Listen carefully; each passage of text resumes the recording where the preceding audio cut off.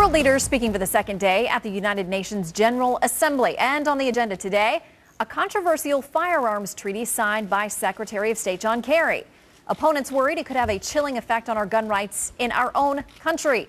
Eric Sean joins us live from outside the UN with more. Hello, Eric.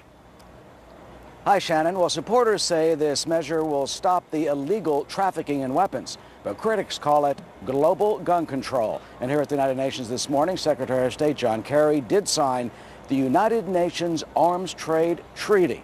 You know, it's been a very controversial measure since it was first proposed and the Obama administration signed on to it. It is aimed at trying to stop the flow of small and illegal weapons that have flooded hotspots and conflict zones across the globe, specifically in Africa.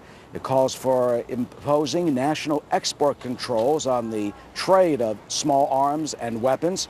In signing the treaty, the Secretary of State addressed American concerns that it would violate potentially the Second Amendment or impinge on American sovereignty and gun rights. Mr. Kerry said it will not do that at all. It will not affect U.S. law in that way, and it will not affect gun possession, just that it imposes standards on other governments to make the world safer.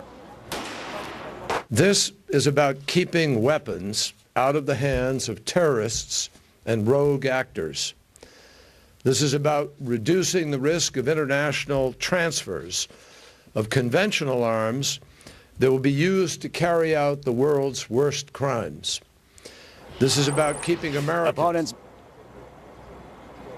Opponents blasted. The NRA says, quote, the Obama administration is once again demonstrating its contempt for our fundamental individual right to keep and bear arms. This treaty threatens individual firearm ownership with an invasive registration scheme.